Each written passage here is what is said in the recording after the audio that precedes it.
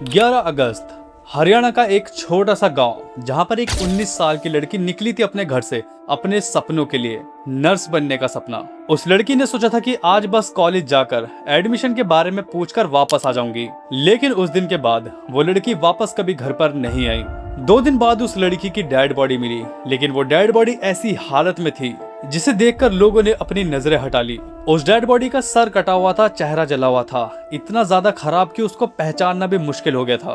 और सबसे शॉकिंग बात, पुलिस ने कहा कि ये अब यहाँ पर एक सवाल है कि क्या कोई इंसान अपने खुद के साथ में इतना ब्रूटली कुछ कर सकता है, या फिर इस केस में सच को दबाया जा रहा है।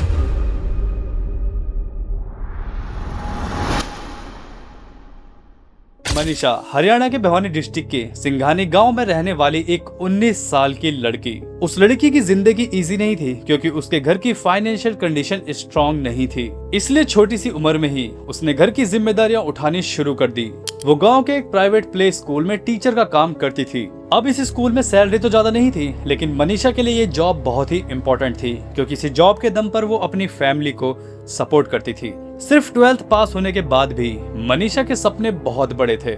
मनीषा नर्स बनना चाहती थी, लोगों की मदद करना चाहती थी, और सबसे इम्पोर्टेंट चीज, वो अपने घर वालों को एक बेटर लाइफ देना चाहती थी। और शायद उसके इसी सपने ने 11 अगस्त को मनीषा को एक डिसीजन लेने के लिए मजबूर कर दिया। उस दिन प्ले स्कूल से फ्री होने के बाद लगभग 2 बजे के आसपास में मनीषा वहां से निकलती है और सीधा एक प्राइवेट नर्सिंग कॉलेज की तरफ में जाती है, जहां पर वो बीएससी नर्सिंग कोर्स के बारे में पूछना चाहती थी। उस दिन मनीषा ने सोचा था कि वो कॉलेज जाएगी और वहां पर पूछताछ करेगी, इन्फॉर्मेशन वगैरह लेगी कोर्स के बारे में और वापस से घर पर आ जाएगी। लेकिन उस दिन के बाद सब कुछ बदल गया क्योंकि शाम के करीब 6 बजे मनीषा के फादर संजय सिंह, उनके फोन पर मनीषा के नंबर से एक मिस कॉल आती है। अब अगर ये मिस कॉल ना होकर अगर एक नॉर्मल कॉल होती तो ज्यादा सही था, क्योंकि इसी मिस कॉल से कहानी स्टार्ट होती है। अब मिस कॉल आने के बाद में मनीषा के फादर ने तुरंत कॉल बैक किया, लेकिन फोन नहीं उठाया गया। अब यहाँ पर 1 बार 2 बार 3 बार, यहाँ तक कि कई बार कॉल किया गया, लेकिन हर बार सिर्फ साइलेंस। और यहीं से एक सिंपल सा दिन धीरे धीरे एक मिस्ट्री में बदल गया। अब धीरे धीरे सिचुएशन क्लियर हो चुकी थी कि ये कोई नॉर्मल डिले नहीं था।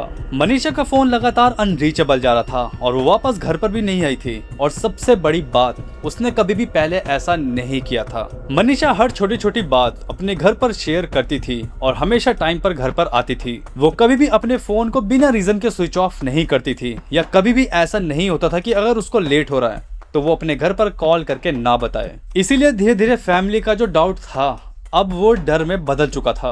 और इसी डर के साथ मनीषा के घर वालों ने डिसाइड किया कि अब वो पुलिस स्टेशन जाएंगे, और उन्होंने सोचा कि सिस्टम उनकी हेल्प करेगा। लेकिन स्टोरी यहाँ से एक और टर्न लेती है, क्योंकि जब फैमिली पुलिस स्टेशन पहुंची और फैमिली ने पुलिस कंप्लेन लिखवाने की बात की तो उनको सीरियसली नहीं लिया गया। यहाँ पर पुलिस का सीधा जवाब ये था कि अभी आपकी लड़की को गायब हुए ज्यादा टाइम नहीं हुआ, हो सकता है कि शायद लड़की अपनी मर्जी से गई हो और 2 दिन में वापस आ जाएगी। सोचो, एक लड़की जो कि अपने फ्यूचर को लेकर इतनी ज्यादा फोकस थी, जो उसी दिन कॉलेज गई थी अपने एडमिशन के बारे में पूछने के लिए, अब क्या ऐसी लड़की बिना बताए सब कुछ छोड़कर भाग सकती है? लेकिन उस वक्त ये सवाल सिर्फ और सिर्फ फैमिली के दिमाग में था। पुलिस वाले इस चीज के बारे में नहीं सोच रहे थे। फैमिली ने बार बार रिक्वेस्ट की, पुलिस वालों पर काफी प्रेशर डाला, तब जाकर कहीं काफी देर बाद पुलिस वालों ने फाइनली मनीषा की मिसिंग कंप्लेन लिख ली। जब पुलिस ने मिसिंग कंप्लेन लिखी तब तक काफी वक्त निकल चुका था। फिर इन्वेस्टिगेशन स्टार्ट हुई तो पहले क्लू मिला प्ले स्कूल के सीसीटीवी फुटेज में। मनीषा को एग्जैक्ट 158 पर स्कूल से निकलते हुए देखा गया।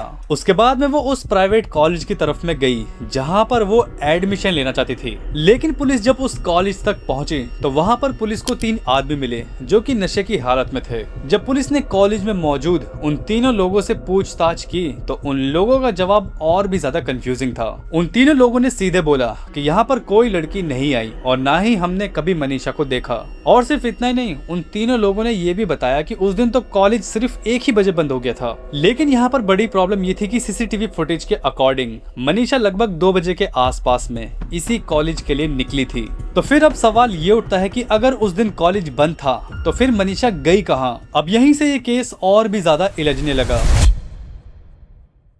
अब आता है 13 अगस्त, यानी कि मनीषा के गायब होने के 2 दिन बाद सिंघानी गांव के एक खेत के पास एक किसान को एक डेड बॉडी मिलती है। उस डेड बॉडी की हालत इतनी ज्यादा खराब थी कि पहली नजर में उस डेड बॉडी को पहचानना भी मुश्किल था। अब ये सब होने के बाद में वहाँ पर एकदम से काफी हल्ला मच गया, जिसके बाद में वहाँ पर काफी सारे लोग इकट्ठा हुए और उसके बाद में तुरंत उस किसान द्वारा पुलिस को इन्फॉर्म किया गया। और जब बाद में उस डेड बॉडी की आइडेंटिफिकेशन हुई तो पता चला कि वो जो डेड बॉडी थी वो मनीषा की ही थी। कुछ ही देर में वहां पर पूरा गांव इकट्ठा हो गया और जो लोगों ने देखा उसे देखने के बाद में लोगों की रूह तक कांप गई। ये कोई नॉर्मल डेथ नहीं थी। लोगों का सीधा सीधा कहना था कि ये मर्डर है और वो मर्डर इतनी ज्यादा बेरहमी से किया गया था कि पहले शायद मनीषा के गले को काटा गया और यहाँ तक कि उसके चेहरे को भी जला दिया गया। अब ये सब देखने के बाद में, अपनी बेटी को ऐसी हालत में देखने के बाद में, मनीषा के जो घर वाले थे उन्होंने उसकी बॉडी लेने से इनकार कर दिया। अब बॉडी ना लेने का रीजन ये था कि मनीषा के जो घर वाले थे उनका सीधा कहना था कि जब तक हमारी बेटी का कातिल पकड़ा नहीं जाता हम इसका अंतिम संस्कार नहीं करेंगे। अब यहीं से ये केस सिर्फ एक इंसिडेंट नहीं बल्कि एक लड़ाई बन गया था, जस्टिस की लड़ाई। अब तक जो कुछ भी सामने आया था इन सब चीजों को देखकर लोगों को सिर्फ यही लग रहा था कि ये एक ब्रूटल मर्डर है, लेकिन पुलिस की जो थ्योरी थी वो कुछ और ही कह रही थी। जब पुलिस ने इस केस को ऑफिशियली देखा तो पुलिस ने मनीषा की फैमिली से कहा कि ये कोई मर्डर नहीं है, ये एक। और सिर्फ इतना ही नहीं बल्कि पुलिस का ये भी कहना था कि मनीषा की डेड बॉडी के पास से एक नोट भी मिला है, जिस नोट में मनीषा ने अपनी जान लेने की वजह लिखी थी। अकॉर्डिंग टू पुलिस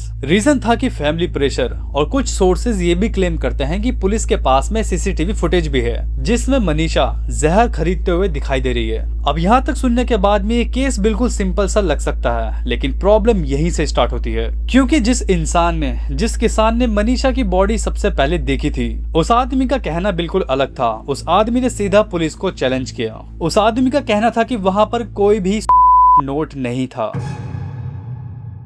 क्योंकि मैं वो बंदा हूँ जिसने सबसे पहले बॉडी को वहाँ पे मैंने ऑन द मौके के ऊपर जाके बॉडी को देखा था। आप उस टाइम मौजूद थे? बिल्कुल मौजूद था मैं, और जहाँ पे बॉडी मेरे 2 कदम पे पास में थी मनीषा की। और कोई भी बंदा हरियाणा की 2 करोड़ जनता बॉडी को देख के ये नहीं बता सकती कि ये साइड केस है।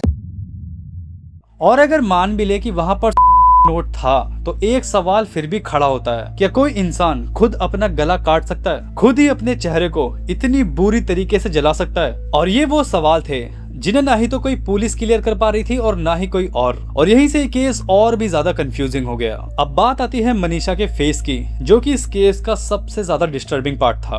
ऑटोप्सी रिपोर्ट के अकॉर्डिंग मनीषा के मरने के बाद में कुछ जंगली जानवरों ने उसके फेस पर अटैक किया था और इसी वजह से मनीषा के फेस की जो स्किन थी वो गायब हो गई थी। अब ये सारा एक्सप्लेनेशन सिर्फ पेपर पर ही सही लग सकता है, क्योंकि ग्राउंड रियलिटी कुछ और ही कह रही थी। जिन्होंने भी मनीषा की डेड बॉडी को देखा था उनका कहना था कि ये बिल्कुल भी नेचुरल नहीं लग रहा था। और यहीं से इस चीज के ऊपर एक के बाद में एक सवाल खड़े होने लगे। अगर मनीषा ने जहर खाया था तो फिर उसका गला कैसे कटा? और अगर मनीषा के गला कटने की वजह से पहले ही डेथ हो चुकी थी तो फेस इतना ज्यादा डैमेज कैसे हो गया? और अगर ये था तो एक साथ इतनी सारी चीजें कैसे हो गई? ये सारी चीजें लोगों को एक्सेप्ट नहीं हो रही थी और जाहिर सी बात है कि ऐसा हो भी नहीं सकता।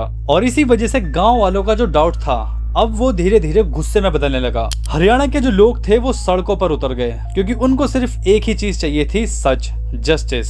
अब यहाँ पर मनीषा के जो पेरेंट्स थे उनका भी यही कहना था कि पुलिस ने शुरू से ही इस केस को सीरियसली नहीं लिया। सबसे पहले पुलिस ने मिसिंग कंप्लेन लिखने से मना कर दिया था और जब पुलिस कंप्लेन लिखी भी तो उसके बाद में तुरंत एक्शन नहीं लिया गया। और जब इस केस की इन्वेस्टिगेशन आगे बढ़ी तो इस केस में बिल्कुल भी ट्रांसपेरेंसी क्लियर नहीं थी। मतलब आप समझ सकते हो कि लड़की के घर वालों को कुछ भी बताया नहीं जा रहा था। यहाँ तक कि जब मनीषा की फैमिली उस कॉलेज तक पहुंची जहाँ पर मनीषा लास्ट टाइम गई थी तो उस कॉलेज ने सीसीटीवी फुटेज देने से भी मना कर दिया। और यहीं से लोगों का ट्रस्ट धीरे धीरे सिस्टम से हटने लगा। जैसे जैसे इस केस की इन्वेस्टिगेशन आगे बढ़ रही थी वैसे वैसे इस केस में नए डाउट सामने आ रहे थे। मनीषा के फादर का कहना था कि पहले तो कॉलेज वालों ने सीसीटीवी फुटेज देने से मना कर दिया और जब बाद में दिया भी तो उस सीसीटीवी फुटेज में कुछ गड़बड़ महसूस हो रही थी। मनीषा के फादर का कहना था कि फुटेज के साथ में कुछ छेड़छाड़ की गई है। अब ये सिर्फ एक एलिगेशन था, लेकिन इस चीज ने इस केस को और भी ज्यादा कंट्रोवर्शियल बना दिया और फिर ये केस गांव से निकलकर सड़कों पर आ गया। हरियाणा के अलग अलग जगहों पर प्रोटेस्ट करना शुरू हो गए। लोग सिर्फ एक ही बात कह रहे थे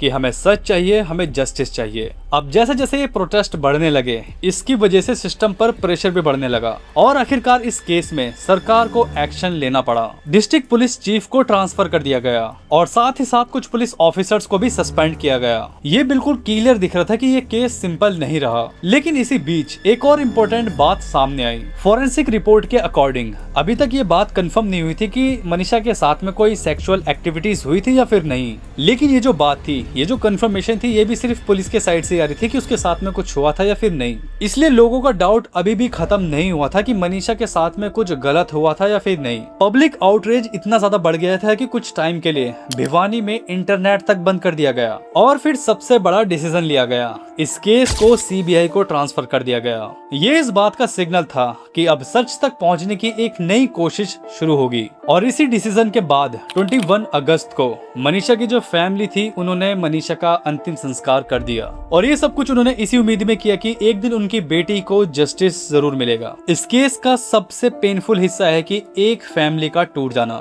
मनीषा के माँ बाप ने सिर्फ अपनी बेटी नहीं खोई, बल्कि उन्होंने अपने सपने भी खो दिए। एक ऐसी बेटी जिससे उन्हें बहुत ही ज्यादा उम्मीद थी, जो लड़की उनके घर की सिचुएशन बदलना चाहती थी, और आज वही घर खामोशी से भरा हुआ है। मनीषा के घर में आज भी लोग खड़े हैं, महिलाएं उनके साथ खड़ी हैं और हर एक इंसान बस यही चाहता है कि मनीषा को जस्टिस मिले और सच सामने आना भी चाहिए, क्योंकि ये सिर्फ एक केस नहीं है, ये एक सवाल है कि क्या हमारे सिस्टम में सच को इतनी आसानी से दबाया जा सकता है? क्या एक फैमिली को जस्टिस के लिए इतनी लड़ाइयां लड़नी पड़ती हैं? और सबसे बड़ा सवाल कि आखिरकार मनीषा के साथ में हुआ क्या था, इसका जवाब आज भी किसी के पास में क्लियर नहीं है। एक तरफ तो पुलिस की थ्योरी है और दूसरी तरफ वो सवाल जो आज भी अनसॉल्व हैं। फिलहाल के लिए ये केस अभी भी इन्वेस्टिगेशन में है और एक फैमिली आज भी इंतजार कर रही है सिर्फ एक चीज का, जस्टिस।